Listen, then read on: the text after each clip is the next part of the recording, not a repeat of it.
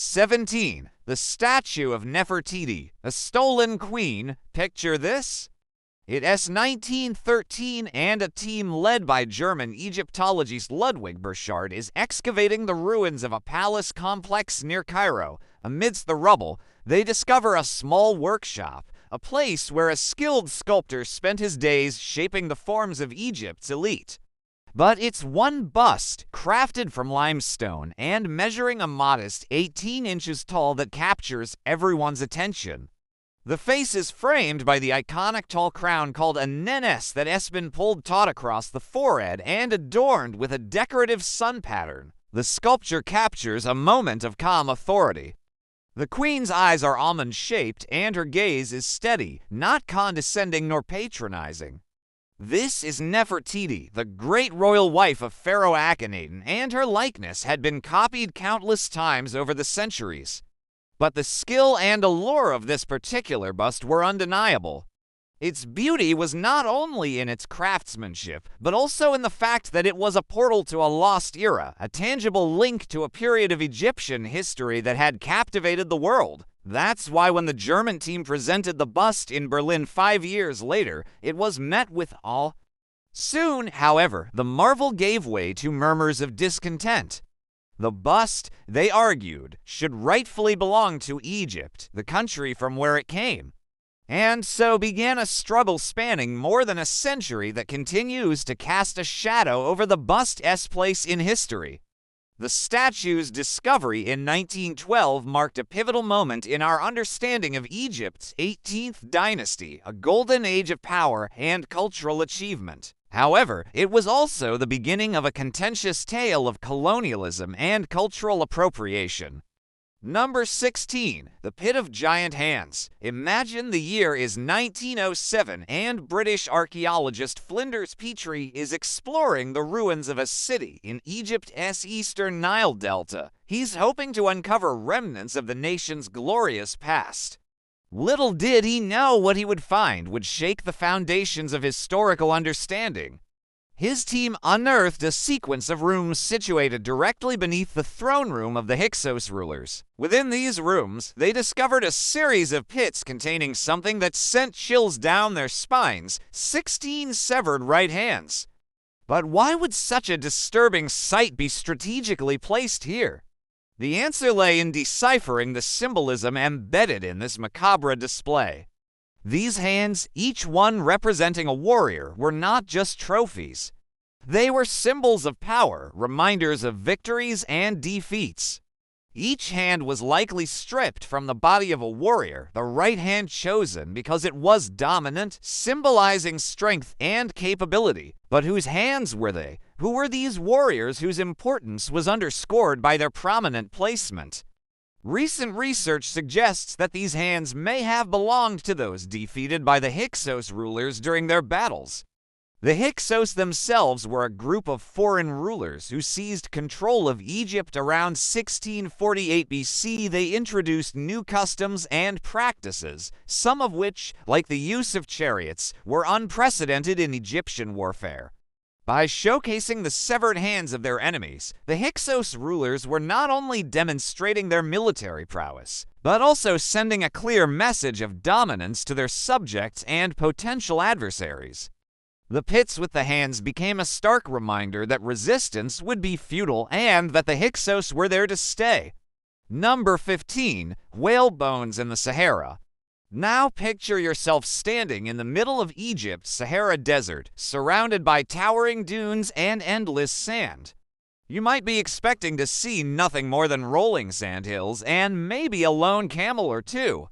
But what you're actually seeing is a glimpse into a prehistoric world, a world where whales roamed the land. Believe it or not, between 40 and 35 million years ago, this region was not a dry desert, but rather a shallow inland sea known as the Tethys Ocean. As the continents shifted and the Mediterranean Sea formed, this vast body of water receded, leaving behind layers of sediment that eventually transformed into stone. But it also left behind something else, the skeletons of the creatures that once swam in its depths, including whales. These fossils are more than just relics of a bygone era. They provide a unique window into the evolutionary history of whales. Among the most remarkable finds are the fossilized skeletons of Basilosaurus, a 50-foot ancient whale monster with a massive head and terrifying rows of sharp teeth. There's also Ambulocetus, a creature whose name means walking whale. It had vestigial legs, making it one of the earliest ancestors of modern whales that adapted to life on land. Exploring this area, often referred to as Wadi El Haytan, meaning the Valley of the Whales, is like taking a journey back in time. Walking among the fossilized bones, you can almost hear the echo of those giant creatures crashing through the waves. Number 14, Spinosaurus. Imagine you're strolling along the banks of a river in North Africa, enjoying the warm sunshine and the sound of birds tweeting in the trees. Suddenly, you spot a large shape moving through the shallows, half reptile and half mammal. You squint your eyes, trying to get a better look, and realize with growing horror that you're facing a nightmare straight out of a prehistoric nightmare. It's a Spinosaurus. With its crocodile-like jaws and elongated snout, it looks like a cross between a crocodile and a dinosaur. But its most terrifying feature is its sheer size. Measuring up to 50 feet long, this predator weighs as much as 7 African elephants. Its teeth are long and pointed, perfect for catching and tearing apart prey. The Spinosaurus lived in what is now North Africa around 95 million years ago.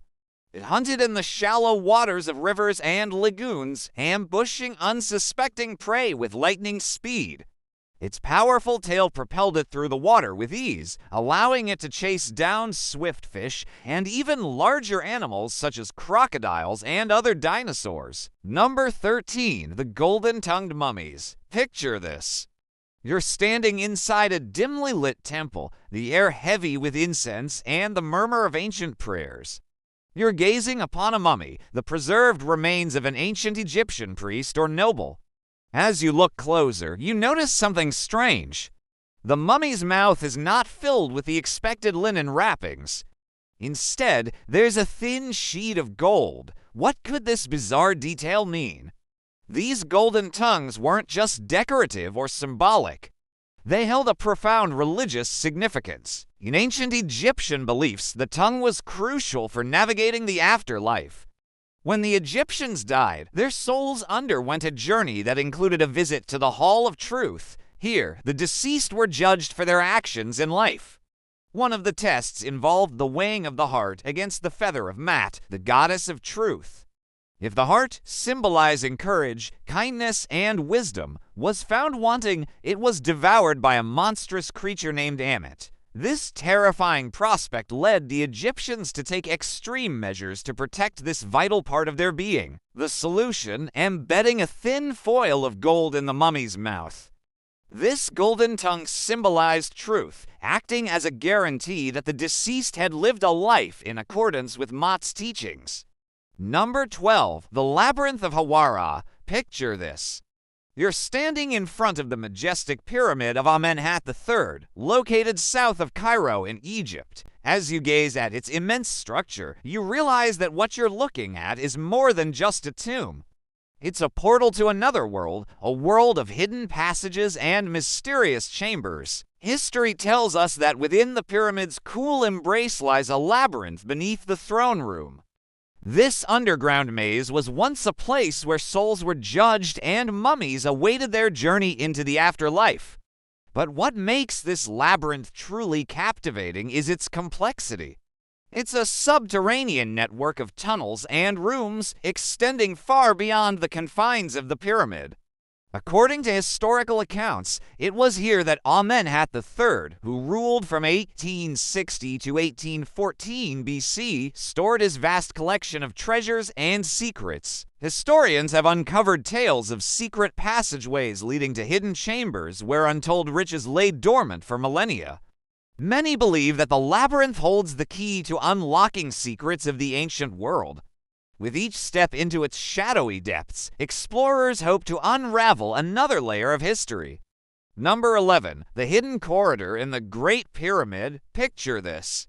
You're standing before the colossal Giza Pyramid, the oldest and largest of the 3 pyramids at the Giza necropolis. You run your hand along its weathered stones, feeling the weight of history beneath your fingertips. You gaze up at the top of the pyramid, wondering about the mysteries it holds. Then you turn and walk away from the throngs of tourists. You enter a quiet side chamber not open to the public. Inside, you stumble upon a scientific marvel. In October 2023, a cutting-edge imaging technique called Muon radiography revealed a previously unknown void within the Great Pyramid of Giza. This monumental discovery unveiled a massive 30-foot passageway situated behind the north face of the pyramid. But what makes this revelation truly astonishing is that despite the extensive studies conducted over the years, this internal passageway has remained hidden. The void's entrance is located around 100 feet above ground, and it opens up to a 10-foot-high, 6-inch-wide cavity extending deep into the pyramid's core. What's even more intriguing is that this corridor doesn't appear to lead to any known chambers or shafts. The lack of any inscriptions or artifacts adds to the enigma. Experts are scratching their heads wondering about its purpose and why it has remained a secret for so long. Some speculate that it could be linked to the mysterious Queen's Chamber located above the Great Gallery. Others believe it might hold clues to the construction techniques used in building the pyramid. The possibilities are as boundless as the sky above Giza. Number 10. The Lost Golden City. Imagine the scene. It's 1939 and archaeologists are unearthing a treasure trove of history in the Egyptian desert.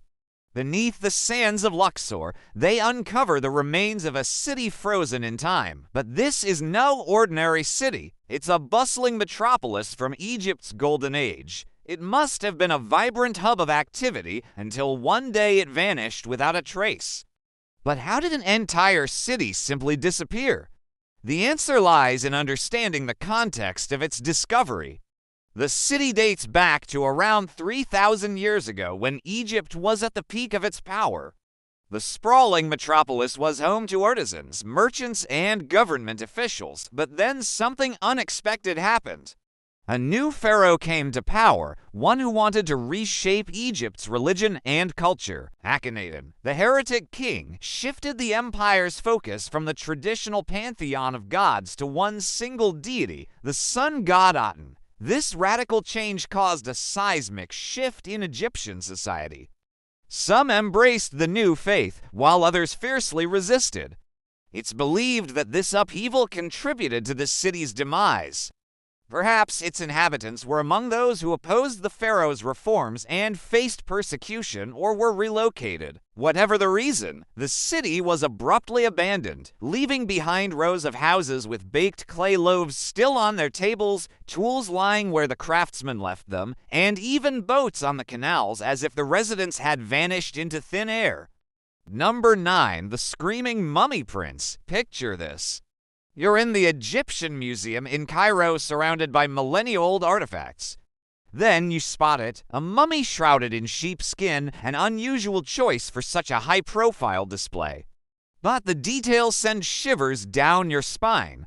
The mummy, identified as Pentawere, is not your typical royal burial. The contorted pose, nails dug into the linen, and the jaw frozen in a silent scream hint at a horrifying tale. Pentawere, who served as a royal scribe and treasurer under Ramses III around 1186 BC, wasn't just an employee. He was a trusted advisor and possibly a close confidant of the pharaoh. But their relationship turned sour when Pentawere allegedly hatched a plot to seize the throne. Conspiring with foreign nationals, he sought to replace the young pharaoh with his own son, plunging Egypt into chaos. Despite his elevated status, he was betrayed and captured. Instead of a swift execution, he was subjected to a humiliating fate, condemned to an unclean shroud, banned from the afterlife. Legend has it that his body was tossed into a tomb hastily, his spirit doomed to wander the earth, forever seeking peace. Number 8. 59 Sealed Sarcophagi. Imagine yourself standing before a sealed brick shaft in the Egyptian desert.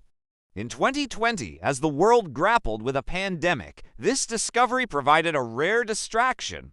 The shaft, hidden beneath a hill of debris, was unsealed to reveal a tableau of 59 terracotta sarcophagi. But the real revelation came as archaeologists carefully removed the lids. Each sarcophagus contained a human mummy, each frozen in time for 2,500 years. The collection,